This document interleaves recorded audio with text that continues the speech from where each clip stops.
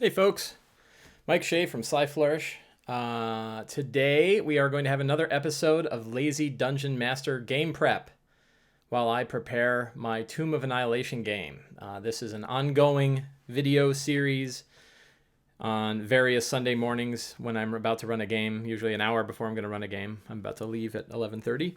I thought I would go through the steps of the Lazy Dungeon Master as outlined in the new book, which will be out this fall, Return of the Lazy Dungeon Master, while also going over and getting ready for my Tomb of Annihilation game. And talking about D&D. So if you are here in Twitch, as soon as I can get my little window up, there's my little window, go ahead and sound off in the Twitch channel in the chat, and we will chat about D&D. And I will go through the steps. Tilda the Wild is here. You're always here. Thank you for coming.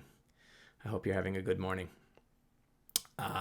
So, as in previous episodes, hello, Trey Kane. Thank you for coming. Tilda the Wild, since you were always here, am I pronouncing your name correctly? And if not, could you spell it phonetically in the chat? And then I can not embarrass myself. So, a couple of little questions that always come up. Who made the overlay that I'm using? The overlay was made by Eric Vulgaris. I found out about Eric through my friend Grant Ellis, and Eric hammered out a whole bunch of them, and this is the one that I dug the most. And what text editor am I using? I am using Sublime. You can Google it. So let's take a quick refresher for the 8 steps of the Return of the Lazy Dungeon Master game. Give me 1 sec, and I will switch over to the book. If you are a backer of the book, this is your chance to get a sneak preview of what you're going to see in the book. The book is fully laid out and fully edited. We are waiting for new pieces of art. I'm supposed to get some new draft pieces of art soon to fit in. So there's about 10 original pieces in there, and we're going to get about 9 more to fill in various blank spots like that. There's a big blank spot. So the way Lazy Dungeon Master checklist. There are 8 steps for the Lazy Dungeon Master checklist. That is 8 steps when they're all inclusive, when you're doing everything. Many times when you're preparing your game, since we are lazy, we don't have to do all 8 steps. And as you'll see when I do it today, we don't necessarily do it. Willed in Dutch. I would love to stick around for this, but my wizard is playing through Tomb of Annihilation. Can't do the spoilers. Have a good one. Thank you, Matt Perkins DM, for coming. Sorry about the spoilers. There's really not that many spoilers, but it's probably better. If you're playing in it, you're better off letting it go. So, 8 steps. Review the characters. We start off by reviewing the characters because we want to get the characters in our mind so that while we're doing all of the rest of our game prep, we are thinking about the PCs. The PCs are first and foremost in our minds for the rest of it. That's why they're the heroes of the game if we follow the Dungeon World style. They are our heroes, and we are fans of them, so we want to put them first and foremost. Second, create a strong start. I had a unique opportunity. This is one of the nice things about Origins, is you are kind of walking through a hall and you look over and say, who's that guy sitting by himself eating a salad? Is that Chris Perkins? Maybe I'll go say hello. And so I had an opportunity myself and James Intercasso, and I know Grant Ellis dropped by, and my wife Michelle. And we sat with Chris Perkins and talked about what it's like running a game for 4,000 people live. And one of the things he said is that it's 98% improv, and he mainly focuses on where the game starts. I'm probably paraphrasing, and I'm probably also, what do they call it? Confirmation bias, right? He probably mentioned other things that I'm forgetting. But generally speaking, he said that, yeah, kind of a loose outline. He said when they do those big-ass props, obviously you have to prepare for that. But he said most of the time he's really focused on like what's going to be the big grab in the beginning. And we believe in that here in the way of the Lazy Dungeon Master. So what's the strong start? What's going to hook them into the game? What interesting, exciting thing is going to occur right off the bat? So that's a real important one. That's one we typically don't skip no matter what. Outline potential scenes. This is more for feel good. If we're kind of not real confident about what our game's going to be like, it can help build our confidence if we know, like, okay, well, here are 5 things that could occur. 5 scenes that could occur. We are ready. We write these down in pencil on a piece of paper we don't care about. And if they don't work, we flick it away. We just throw it away because many times the game just goes off to the races in other directions, and that's perfectly fine. But if you feel like you want something, potential scenes are a good way to go. Secrets and clues. This is another important element. In my opinion, I think most people could get away with game. Well, no, I don't want to say most people. I know that many times I can get away with nothing but a strong start and some secrets and clues.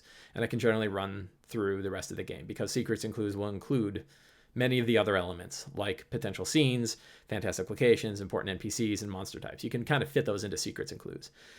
For our secrets and clues, we come up with 10 small, usually one sentence things that our characters can discover during the game. And the important part is these are not tied to anything in particular. So how they discover it will be improvised during the game. But what they discover, we will be preparing ahead of time. So secrets and clues, I'm not on the right page. I got dogs right outside. We're fostering dogs here today. I don't know if you were here a couple weeks ago. We were fostering kittens. Well, the kittens have been adopted. They are now at happy homes. And now we have 2 dogs, and 2 middle-aged dogs that's 7 years old. One of them is super cute and super nice, and the other one's like a freight train. So, but they're right on the other side of the door. They'll probably batter in here any minute. So, secrets and clues are important. Then fantastic locations. What are the interesting places that our characters will discover? Fantastic locations are hard to improvise. So we, Wilda, Tilda de Wilda. Am I getting that right? It's a nice rhyme. So if we don't know what locations we're going to have in our game, it's hard to improvise fantastic locations. It's usually easier to come up with a few ahead of time and know what's going to go on. Even if you're in a game like Chult, where there's lots of interesting things, if they're exploring, you might want to sit down and Tilda de Wilda, yay, I've got it. Yay, me. When characters are wandering around in the swamp, it can help to have a few ideas of what's out there. Like, is there a monument to one of the trickster gods? If so, which one, and what does it look like? Is there a wreck of a, there's the wreck of the ship in the adventure itself, but you know what I mean. Tombs. And in one of my other games, they found an old cairn made by Terrafolk. I don't think they ever discovered that it was Terrafolk, but they knew that there was this old cairn, and then they met some Aarakocra. So there's always, a good location is like a place that sits, that is like the centerpiece of a scene. It is a thing that is in the center of what else is going on in a particular scene. Usually 3 to 5 fantastic locations for a game is a good one. I think that's what I said in the book. Outline important NPCs. Again, we can improvise a lot of this, but sometimes it's if you have an NPC that you want to make sure, oh yeah, this is a key one. Write it down. Write down some traits about what they're like. Mostly like what pop fiction character can you wrap them in? If you watch a show, you can just say, I'm going to grab this character from the show, and they'll be like that. Choose relevant monsters. What monsters are they likely to face? We don't really have to do a lot of review of this. I'm a big believer in using the stat blocks that exist in the monster manual and making our lives easy. So some people really like to sort of build their encounters ahead of time, and to each their own. I like my encounters to be pretty fluid. So I mostly want to know like which which monsters am I gonna have to pull up, and sometimes I'll go back and read the stat blocks or particularly read the flavor text for them to understand that, like, what's the difference between a fire newt and a salamander? Fire newts are actually from our world. Salamanders are from the elemental plane of fire. So little tricks like that. Magic items matter to characters. They are something that matter very much to players, and yet DMs control them almost completely. So it's worth our time to think about magic items that are valuable. In particular, we can ask the question, like, what magic items do they have now, and what magic items in general do we think they would be interested in, and just sort of keep that in our mind, and then when there's an opportunity. So those are the 8 steps, and we will now return back to the notes. There's a dog right outside. What's he doing? Like, what's going on in that room? There's videos going on in that room. So I left some notes from my last game in here, but let's do a quick run through of the characters. So we have Smoke, who is a Tabaxi ranger and rogue. We have Gabriel, who I marked as X because I knew he wasn't going to be there. Gabriel and Tharmond. So that's an interesting one. He was actually restored from his soul. I'm going to put some character turns in here. I'll put some markdown. Markdown. That didn't seem to work. Why didn't that work? Oh, there we go. That kind of worked. Ugh, that's all weird. Oh, sequel. That's not right. Markdown. There we go. Okay, that just bolds bolds headings and stuff like that. Yeah, I tend to forget magic items unless they're a centerpiece of a room trap or NPC. Paladin Hulk, this is one of the reasons that I believed it was important to make magic items an actual step of preparation. And that's because I know I forget about them. They're not that important to me, right? But they are important to the character. So it's one of these weird discrepancies where for a DM, it might be just a throwaway thing, but for a player, it's like a major part of their character. So it's worth taking that extra time just because, again, looking at the characters, it matters to them. So that was a step. I think I added that not late in the game, but while I was writing Return of the Lazy Dungeon Master, I thought a lot about these 8 steps, and there used to be 7 and there used to be 9, and I cut and add stuff. Huitzillin, Paladin of Ubtao. Oh yeah, Gabriel Tharmond's soul has been stripped out and now is a bard. And the soul of Gabriel is actually getting chewed up by the soulmonger, and now they have something to do. Punchy, Kenku Samurai, who likes to fly, he now has the ability to fly at least once every 10 days. Warryn is the gnome druid who wants to be a big beast. I'm having trouble finding more interesting beasts for him to be. He is levels, I think they're level 7 now. Ogechi, shadow magic, human sorcerer, and warlock tied to the Eshowdow. So he's got an interesting connection to one of the races of Chult that has been destroyed, the Eshow. And there's lots of interesting stuff going on there. And Huitzillin is a paladin of Ubtao. So those are the characters. What strong start? Let's just... So the last time we left our heroes, they were in Hrackhammer. Let's go to Hrack. And Hrackhammer, here we go. So Hrackhammer, they managed to, this was a hell of a fight. And actually one of the things that was interesting in the last session, they fought a ton of fire newts. And it actually, from a DM perspective, it got tiresome with the number of fire newts that they fought. So I actually changed the scenes up that sometimes the fire newts were just miner types or forgers. They weren't actually fighters, so it's kind of easy to get rid of them. But it's like room after room after room of fire newts.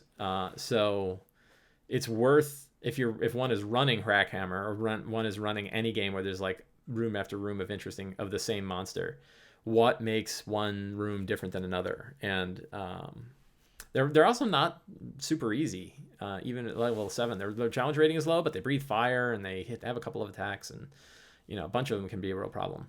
But our fearless heroes routed the salamanders, and they did find the track that leads them to Wyrmheart Mine. So their next path is to travel down, when we talk about what scenes are going to take place, they're going to travel to Wyrmheart. And that might be an interesting, fantastic, maybe they'll find something buried in the ground. That might be kind of cool. But the strong start, so what could happen? Could, it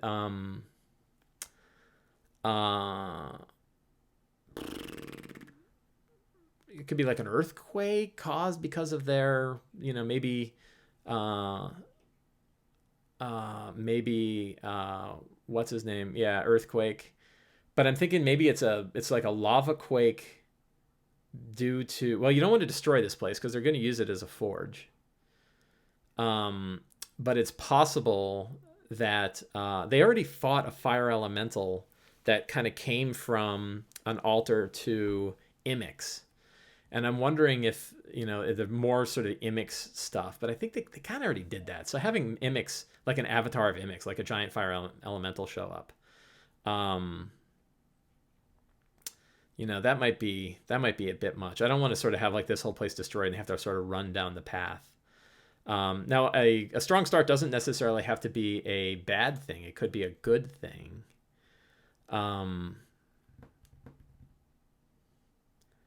There's no real good entrance in here for the dragon to get in, so I don't know that the dragon could show up. Is there anything that's going on with the... they could be... maybe Yuan-ti spies might sneak in. This isn't too far from Omu, and the Yuan-ti might be interested in what's going on here. And maybe they're seeking... Maybe they're seeking the key, right? So okay, so here we go. I think we're going to do this. So the strong start is... and they are seeking, and in my secrets and clues, I think I've got it, the Black Opal Crown.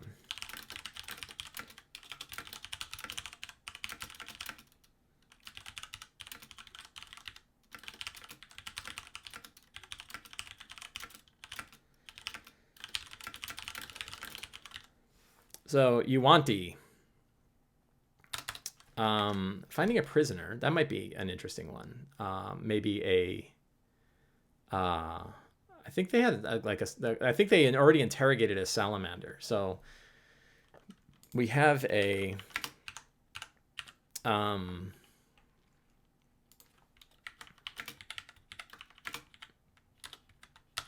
we need a good name. What's a good name for salamander? Let's go to our random names. Names.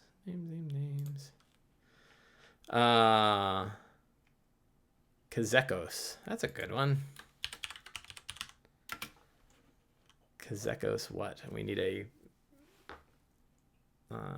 last name that fits a salamander. Mandy. Mandy the salamander. They might name it Mandy. That's not so bad. I learned something a long time ago when I was writing for Wizards of the Coast, and I put a joke inside of an adventure, and the producer at the time, who's no longer with Wizards, said, you don't need to put jokes in the adventure. The players will add the jokes themselves. Silthard? Is that Silthard or Silthard? Siltseeker?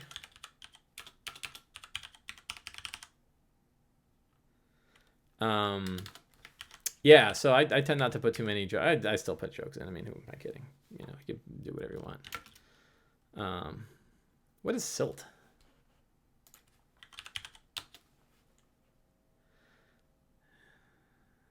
Doesn't really have anything to do with fire. Soot. Soot seeker. There we go. Good. A question. Would you always add something unexpected or surprising in the strong start, even if it is clear what will happen next from the player perspective? For example, my group has finally decided to get into the catacombs to get rid of those cultists, and by now they have a pretty good idea of what's down there. Gondolar, I like to put something surprising in the start. I mean, it doesn't have to be big, and it doesn't... it doesn't have to be like a bad thing. Like they could run into a prisoner. They could, but I usually like to have sort of like what external force will just sort of shake the scene up. So, I mean, it's perfectly fine that they know where they're going to start and they're going to start in the next scene. But what if something happens? What is that hook? What if they're attacked by something they didn't see, or what if the something caves in, or something new, and they go, oh my god, this is a whole new variable. You don't want to change everything, but maybe the cultists are what are the cultists doing down there, and maybe part of it succeeds. Are they summoning a demon? And if so, can they smell the fact that a demon has arrived, or a devil? So I try to come up with something that's a little different from what I had done previously, other than just we know where it's going to start. It's easy to say, like, I know where mine is going to start, and I don't necessarily have to put anything in there for them to know that they're going to go down the thing. There is a trick that if a strong start starts with a fight, and I often recommend that it does because that's a surefire way to get into an adventure, that also immediately takes up like 30 minutes of time. So it's like, are we constantly backtracking because we're always adding these long scenes in the beginning of every adventure when we only have, like, for my game, it's 3 hours. So that's a solid argument that's a problem. So you don't necessarily have to shake it big, but the idea of, like, I think in different circumstances, if they hadn't already fought one, the idea that some external force occurs, like maybe I've had it before that the only interesting thing that happened is they saw Tinder, they saw the dragon flying by, and he didn't do anything, and he didn't see them, but now they're like, oh my god, there's a dragon, right? In Chult, holy cow, that's not a child of Ubtao. So it doesn't have to be a fight all the time. But you want something to go on, I think. I don't know if that answers your question. I mean, so it could be a thought exercise. You can say, well, what if? And then if you don't come up with anything, you're like, no, I really want to get him moving forward, then you don't have to put anything. But sometimes it's fun to kind of get the thought exercise going. So we have Soot Seeker, who is a, what do we say? Not salamander, newt fire.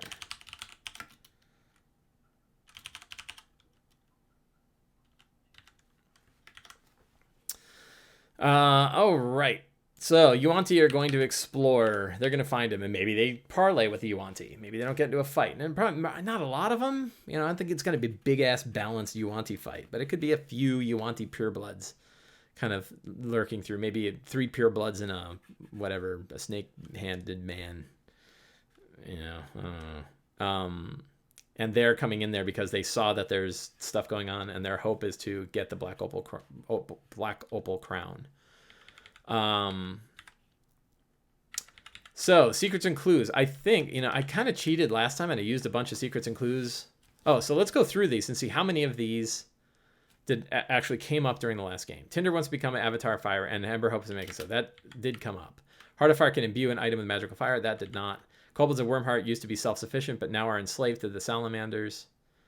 I don't know if that came up. Kobold are resentful of salamanders. I don't know. Ember secretly knows that the use of the fire heart would destroy the dragon. That did come up. You want to try? No. Dwarves forge the crown for the Netherese wizard. Nope. That didn't come up. Souls of dead miners have been captured by the soulmonger. I don't think that came up. Dwarves here engineer parts of the soulmonger for a Serac. That did come up. A Serac abducted dwarf miners and transformed into whites to exploit their expertise in underground construction. That did not come up. Diagrams and traps. They did get all that. So another interesting thing is that the salamanders were forging iron armor for Tinder, but the armor wouldn't be worn like a shirt. It would have to be hammered into its scales. And they're like, wow, would Tinder be okay with that? So they did learn that it's possible. Tinder doesn't know what Ember is trying to do. Ember is a salamander warlock who wants to turn Tinder into like an avatar of fire, right? An avatar of Imix of sorts. But it will kill Tinder in the process, and Tinder doesn't know that. So all of these came up. And again, let's see. So that's 1, 2, 3. So 4 out of 10 came up. That's about right. You know, usually about half of the secrets actually come into play, and then half the secrets don't. So we're going to pull out all of the secrets that occurred. And we're going to I need 4 more secrets. And then I really, you know, want to read through these again. Heart of Fire can imbue an item with magical fire from the elemental plane. Yep. Kobolds of Wyrmheart used to be self-sufficient, but now are enslaved to salamanders. That did not come up. Kobolds are resentful of the salamanders. Yuan-ti are trying to recover a Black Opal Crown. Dwarves forged a crown for a Netherese wizard who paid them well for it. It was a circlet of a scaled serpent eating its own tail. The eyes of the serpent are black opals.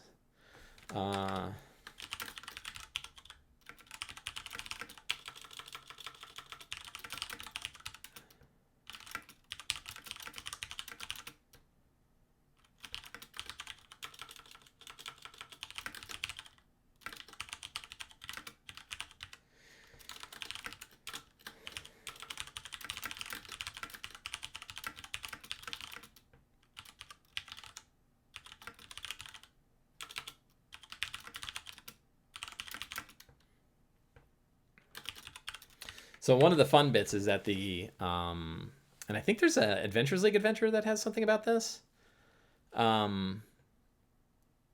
With 2 of these things being about kobolds, adding a kobold seems like a thing. You mean like a kobold NPC? Probably not bad. Yeah, that's probably correct. So, oops. We'll add a kobold NPC. What is a good name for a kobold NPC? Is there a kobold? Kobold name generator. Hey, look, Pathfinder's got one. Drulp. Resk. That's a good one. I like Resk.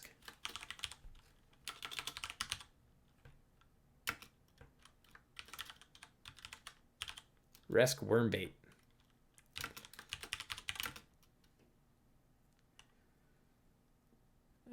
What's his job?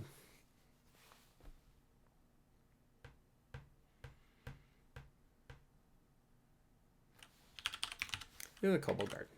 Keep that handy. So the idea that there is actually a set of huge doors in the southern mountains that supposedly if you open them, you will fight the world, you will release the world serpent.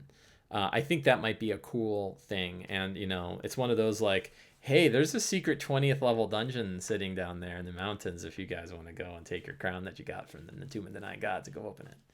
It's sort of a fun dare. So the idea that the Yuan-ti want to get the crown so that they can open that door, those doors might be pretty cool. What's behind those doors? I have no idea, but I bet it's really bad, and I bet they don't want it to happen. 2, 3, 4, 5, 6, 7, 8, 9, 10. Oh no, I have 9. What else? What else did we learn here? What else is going on? Let's take a look at the actual Wyrmheart. I haven't actually looked at it.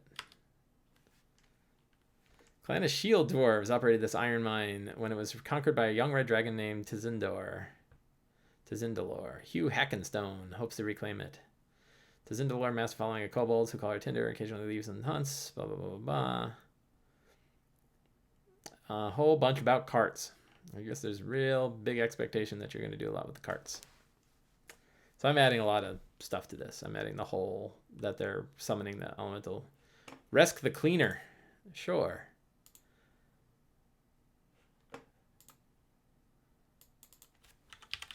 I don't know what he cleans. Probably not well liked.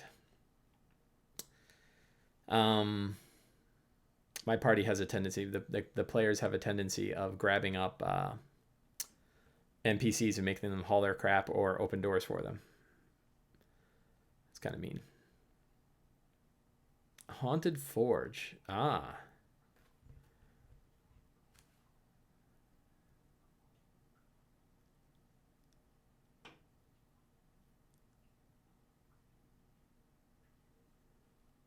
I wonder when these guys were killed. Oh, there's a mithril breastplate.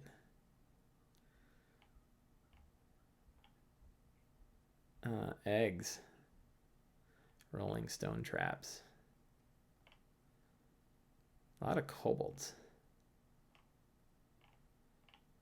So I'm adding the salamanders. Salamanders, you know, whenever I feel like things are getting too easy killing kobolds. Probably only a handful of salamanders, though. Wow, that's a big horde. Look at that. 15,000 silver pieces. I think I already gave him a battle axe, so I'm probably going to give him some other kind of weapon. I don't know what they want. Oh, I'm going to give him the fire heart. So, reading that section, there's not necessarily a whole lot of really interesting things that are going on. Yeah, lore-wise.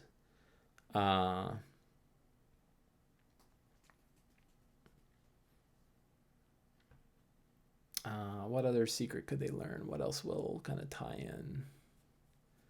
I like the idea that the albino dwarves helped make a Sararak's tomb. I think that's pretty cool. I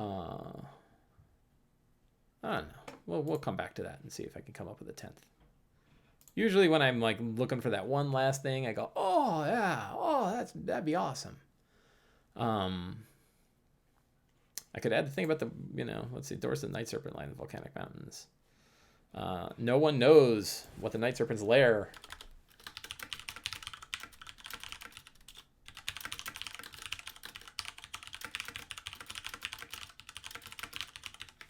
I have been playing a lot of Dark Souls. I got the new Dark Souls Enhanced Edition, and I guess I am now officially a Dark Souls fan. Because I played Dark Souls 3 and I played Bloodborne. And now I'm playing Dark Souls 1. And I just love the atmosphere. I'm not, you know, the difficulty and the unforgiving nature of the game, I guess that's part of the theme. I don't really care about that. I just love how it looks and feels and plays. Bosses are a pain in the ass, though. But I kind of like this, you know, it's so... The atmosphere is so great. When I think about like the Night Serpent's lair, I think about these like, you know, old doors that have been sealed by rock that has sort of accumulated over 1 million years and no one's been opening it.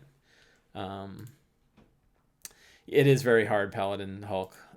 It's a pain in the ass, but it's doable. I mean, I'm not a young kid, and I finished those two Beware of your optional bosses and feel free to summon friends when you want to fight a boss that's a pain in the ass. I had a couple bosses now. A couple?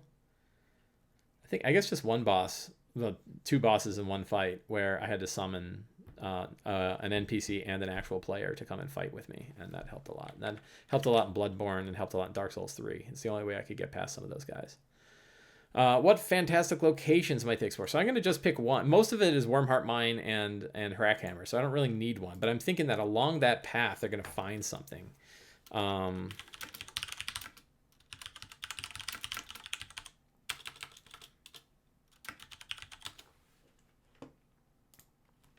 So we're going to go to my Lost Monuments of Chult. And the idea here is they're traveling along the path.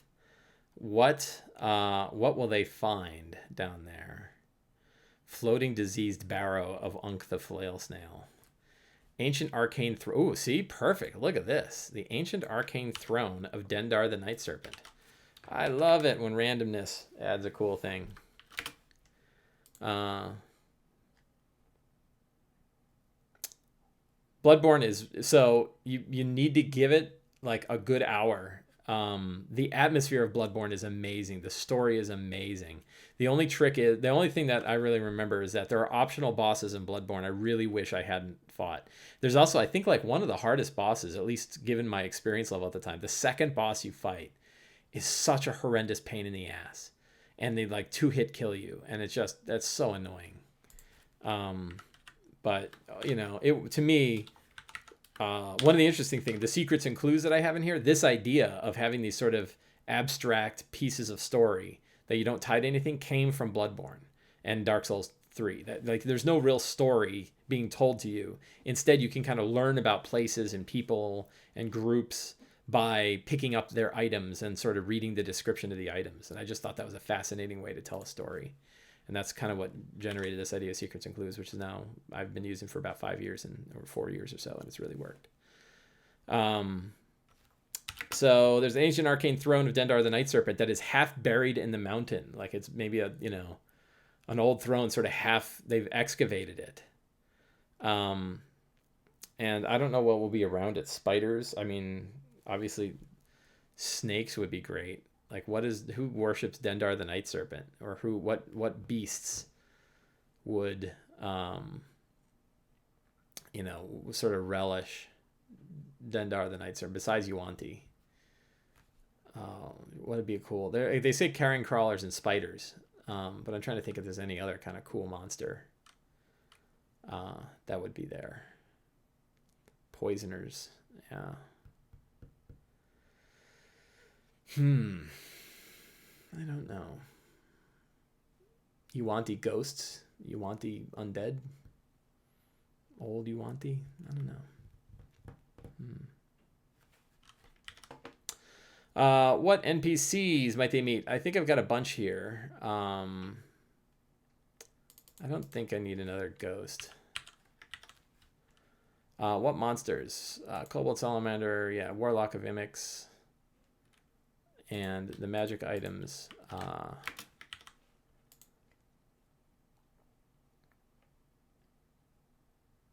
Magic items is the Fire Heart. And what do they have? I ask this question all the time, but I don't necessarily get a really good answer to it. That's not really a step. So you can tell that, like, I know when I'm doing the lazy DM techniques, the hardest part are secrets. I spend most of my time on secrets. Sometimes I'll spend more time on fantastic locations, but I run published adventures a lot of time. I don't need to. So really the secrets and clues. That's why I said like a strong start in the secrets and clues. If you notice, like that's the most where I'm like, what the hell would that be? And that's because it takes time. You got to think it through, and you can't just improv it. Like, oh yeah, this happens. Like, you're going to end up going to cliche nonsense if you don't spend a little bit of time preparing. So I like to spend a little bit of time preparing. But let's go back to this ancient arcane throne and think about what kind of monsters would be cool.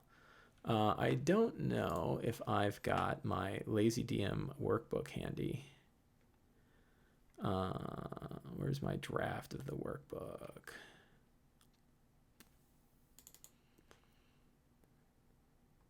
I do. And does this have...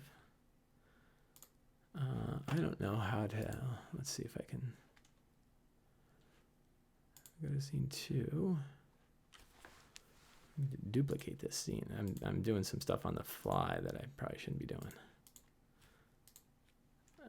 Window capture 3. Properties. And let's go to Chrome. Oh, it opened an edge. Hang on a sec. So, oh, this is easy. I can do this.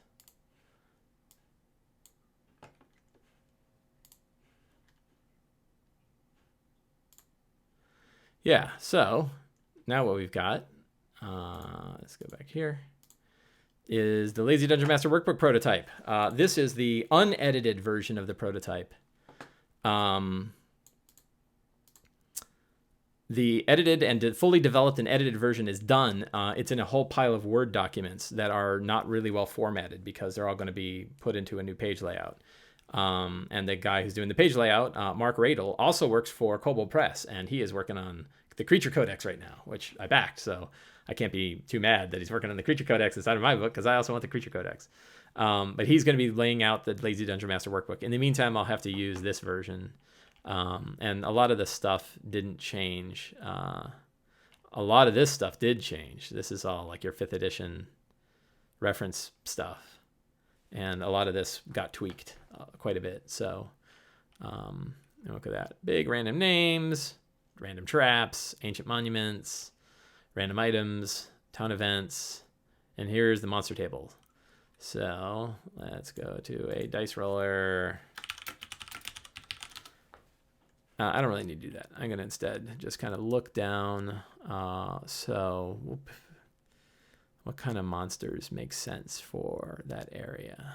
So anything, I'm just kind of running down this list here. These are all just monsters from the SRD. Xanathar's Guide also has a, let's go to that. D&D Beyond. Compendium, rules. Xanathar's. And we will go to Random Encounters. A world of possibilities for getting killed. Coastal. There's an Underdark, I believe. Oh, mountains? I'm gonna take a look. Revenants. Oh, what about a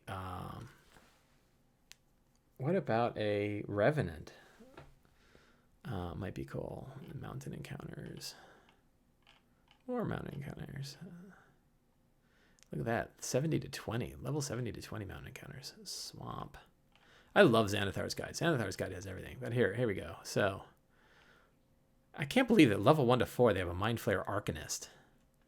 What level is that? What CR is that guy? CR 8. Why do they have a 1 to 4 if you're going to put a CR 8 guy in there? That guy's going to kick your ass. He'll just enslave you and take you 2,000 years to break free and become Githyanki. Giant lizards.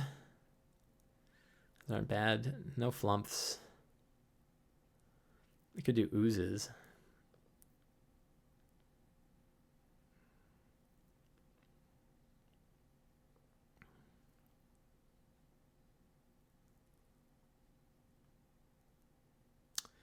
Ghosts. Flame skulls.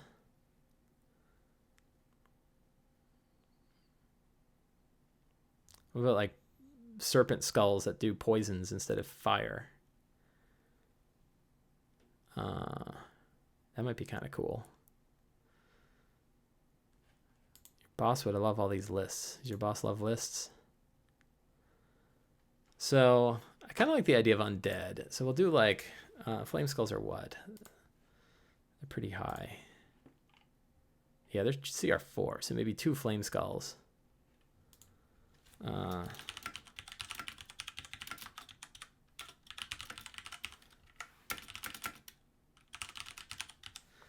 think revenants are pretty badass though. Whoops. Oh, that's a good picture of a flame skull. Can you guys see this? Yeah, you guys are seeing this. Okay. Revenant. Okay, they're only challenge rating 5. Boy, they look pretty bad. So a Yuan-ti Revenant.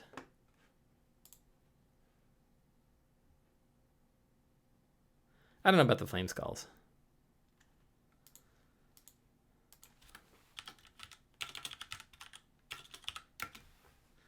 But a defender of the throne, a Yuan-ti Revenant, might be pretty cool. Revenant targets, is it? They had this. I wish the Revenant had some way to kind of be painful to everybody around it.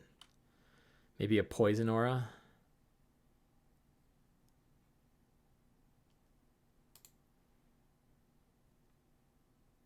Work for Lauren Bond. Ah, I think I know her. I've heard her name. Does she run a... I might be thinking of another Lauren. Is there a Lauren that runs a game shop on the East Coast? New York, New Jersey area? Or am I thinking of another Lauren?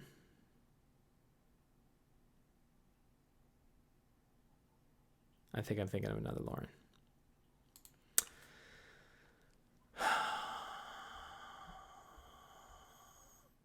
Okay, she lives in Seattle. Never mind. There's another Lauren. So I think a Yuan-ti Revenant that has sort of a poison aura might be kind of cool. And maybe a blade. Maybe like a Yuan-ti weapon of some sort. And that could be kind of a fun magic item. But they have like all these cursed swords already. And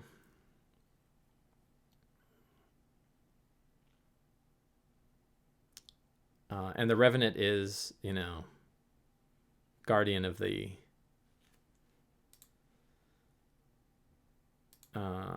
guardian of a whip. That's an interesting idea. Flesh tearing whip. Sure, poison whip. Yeah.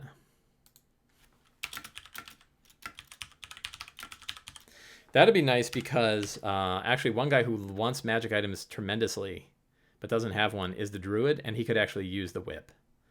So I think, would a druid be proficient with whips?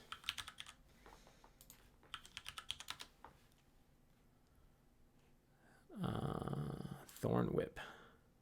Oh, that's a spell. Dope. You were definitely helpful. It's always handy to have people that are watching this. So it is finesse. It has reach. So maybe like a poisoning whip would be pretty cool. Is it... it's a martial melee weapon. Can a druid... Let's see. A druid's proficient with that. Man, I love D&D Beyond. I know I'm a shill, and granted, they pay me, or have paid me. Ugh, look at that. Proficiency, weapon proficiency is not there. Not with whips. That sucks.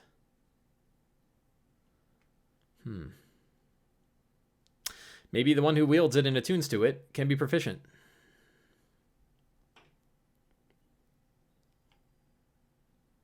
I mean, hell, it's just a whip. Like, I'm not giving him a Vorpal greatsword. So I think one of the magic abilities is that when you attune to it, you sort of can hear Yuan-ti speech, old Yuan-ti speech, and you're proficient with the whip, but you feel better than everybody. You know, maybe you get a trait, so it's got a little like, you know, residual intelligence on it. Yeah, a poisoning whip.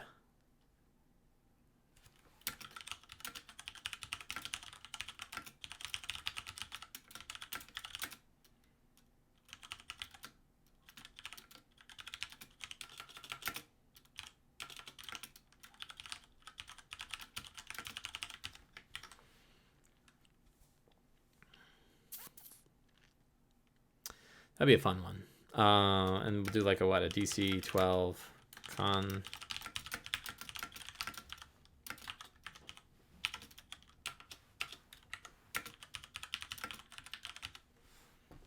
That's not bad.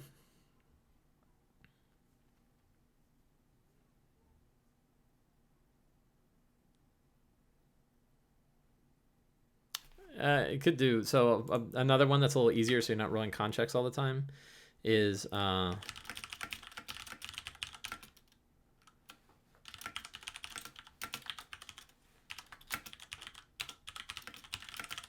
Whoops, what the hell's going on?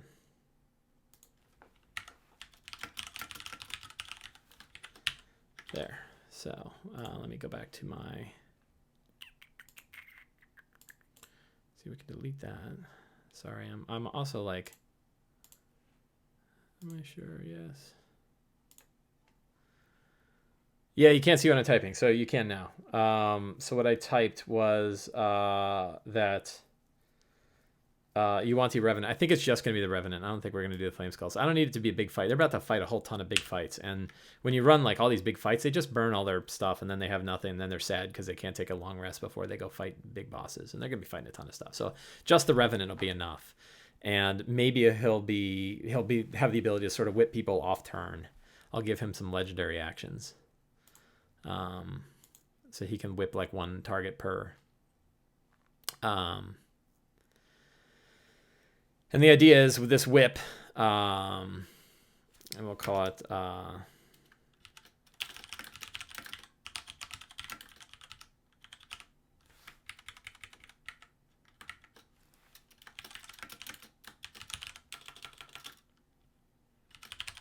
Lash of Night.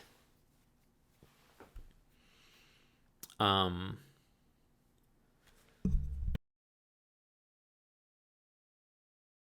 forgot my water. So the idea is that when you're attuned to it, you're proficient with it, and when you're proficient in it, once per day, you can call upon its power, and it will add an extra 7 poison damage on its attacks. So it'll do a D4 plus 2d6 poison damage per hit. So I don't think that's out of line. It's not super powerful. I mean, it's only once a day.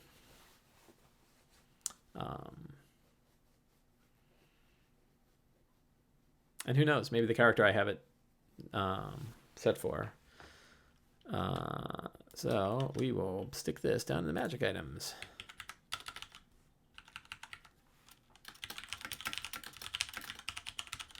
I think the Lash of the Night Serpent sounds better.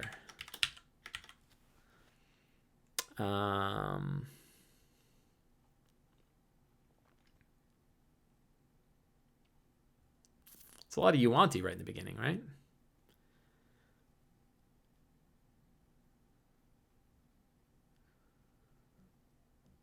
I don't know. I think it's fine. So, I mean, this is an example. I feel pretty good about where things stand. I have a strong start. I've got some good scenes. I mean, the nice thing is I'm running a published adventure, and they're right in the middle of a dungeon-y sort of place, so that's pretty good. I've got a lot of good notes here. So, and that really didn't take a lot of time. So that's an idea of how the process of the Lazy Dungeon Master works in a practical example. Do you guys in chat have any thoughts or questions? Is this how you guys go about your game? I would imagine the likelihood that somebody follows this to the letter is unlikely. Does anything feel like it's missing? Like, are there parts of prep where you're like, how is it possible that you have 8 steps and you don't have X being this thing that's really, really useful for me? And if so, what are those? And, is there anything else interesting going on in the world of D&D that you want to chat about? I got about, 10 more minutes in our show today. Happy to chat about anything. I have been thinking a lot about skills. Let's see. Paladin Hulk says, I myself focus more on characters' personal journeys. Yeah, I should be better at that. And honestly, I try to do that too. But I really haven't dug into the characters as much, and the players are just sort of they're enjoying going through it. They don't really, the players are just kind of happy bringing their characters through the adventure. They don't have their own personal journeys that they're real heavy on. There's been some. The whole Gabriel Tharmond soul stolen thing is an example, and the idea that this character was killed and now came back, but now has a different soul from a different person who died centuries ago. And his original soul is trapped in the soulmonger is an interesting one. But then the other ones are like, I want to fly, or I want to be a huge beast.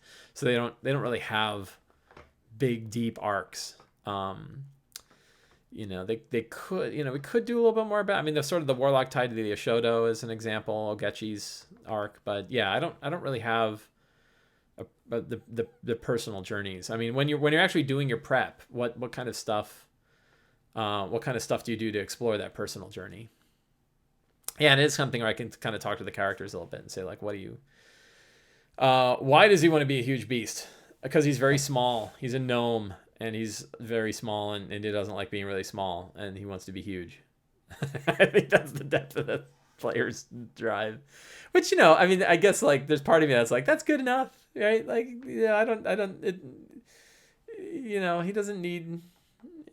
I'll go with whatever the players bring. So if they want to bring a whole backstory, some characters in my Wednesday game have very deep drives, but we're kind of we're an action focused game, I think.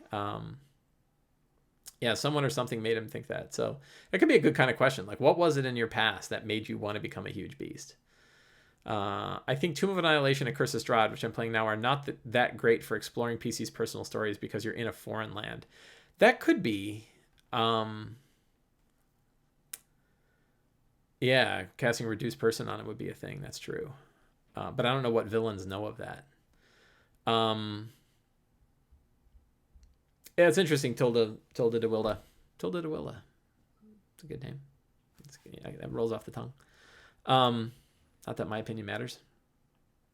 Man, I can never get that thing to just sit just right in the screen. It could be. So Paladin Hulk, that's an interesting one. And the question is, like, do traps know that characters want to be small?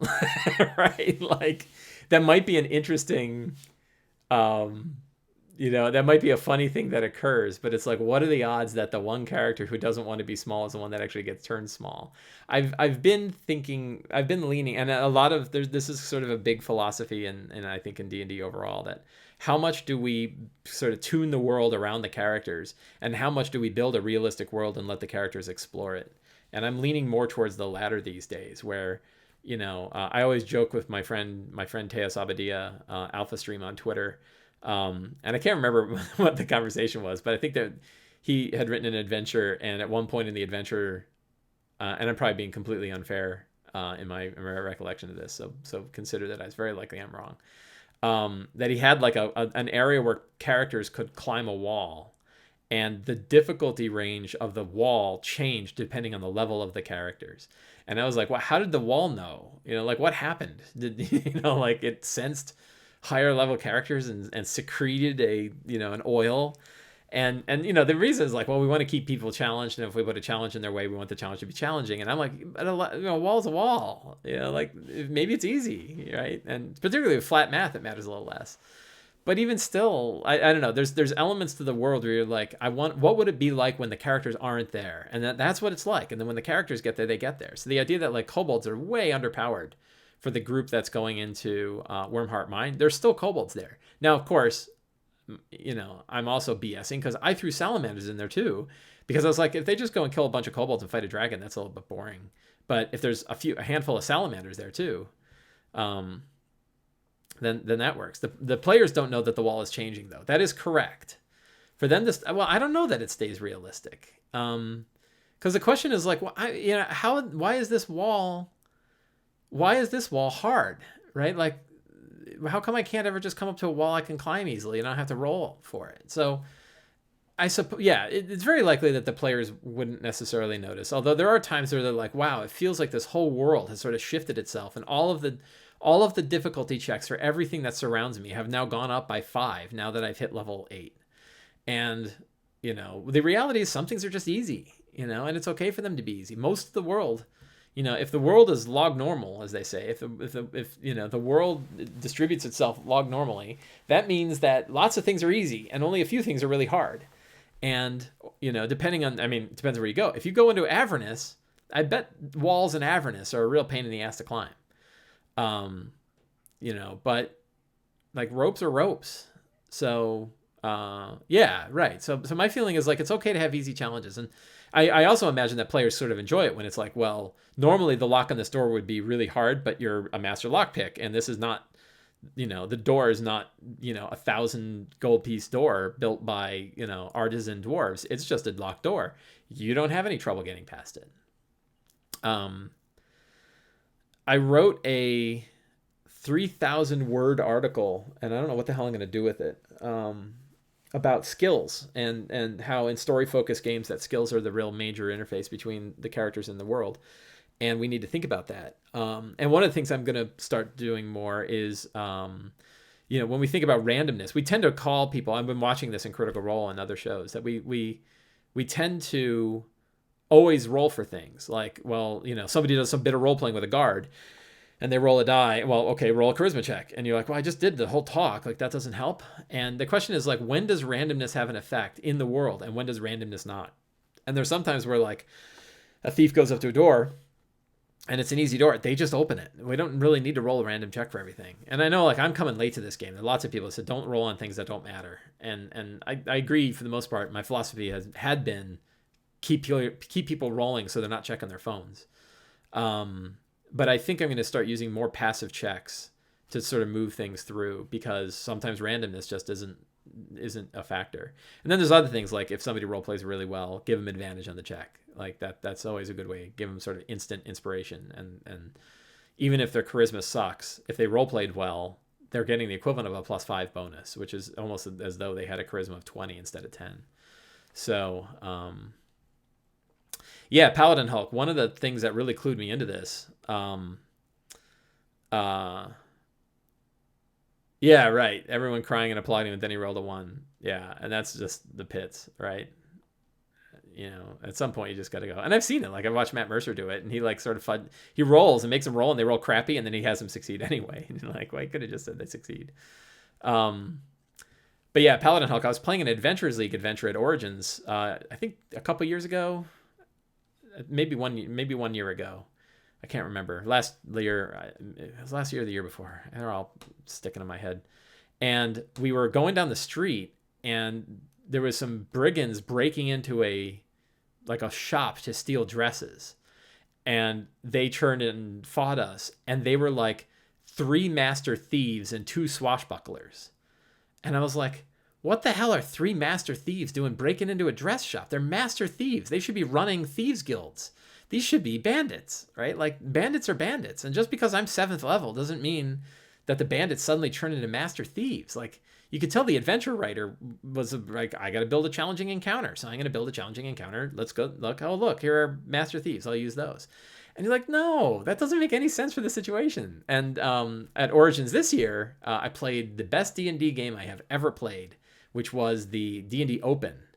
And there was a scene in the Open where we were fighting cultists, and the players were like, well, do we know that they're actual cultists? These could be hard guys.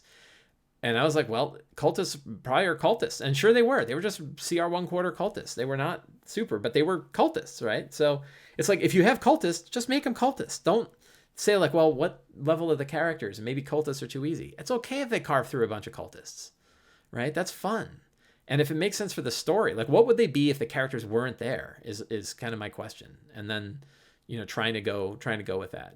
Now I cheat, of course. Like, you've just watched me spend an hour saying like, well, what's the right challenge rating for this? And do I want a couple of flame skulls sitting on that throne that spit poison stuff? Because that'd be cool. And then I'm like, nah, because I want the battles to be a certain way. So, you tweak it anyway, obviously, because you want the game to be fun. But a lot of the times I try to think like what makes sense for the area. And like a Yuan-ti revenant sitting on the throne to the Night Serpent that maybe, is either guarding that throne or wants to find the Black Opal Crown. That's pretty cool. Maybe this whole Yuan-ti revenant, maybe it wants the crown back. Like, its job was to protect the crown, and the crown was taken. That could be cool. So anyway, it is 11:30 and I've got to run to my game. So I want to thank you guys. I want to thank you guys all for spending time this morning, and I hope you enjoyed today's show. I will probably be back next Sunday to see how things went and to prep the next game. So have a wonderful Sunday. Thank you guys very much.